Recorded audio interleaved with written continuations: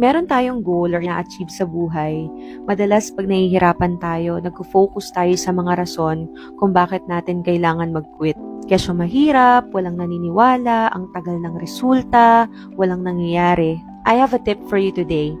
Instead of focusing on the reasons why you need to quit, focus on the reasons why you need to keep going. Bakit kailangan mong magtuloy-tuloy? Nahihirapan ka? Okay lang yan. Diyan ka matututo at madedevelop. May mga di naniniwala sa'yo? Okay lang yan. Focus ka sa mga naniniwala sa'yo at kung para kanino mo to ginagawa. Ang tagal ng resulta at feeling mo walang nangyayari?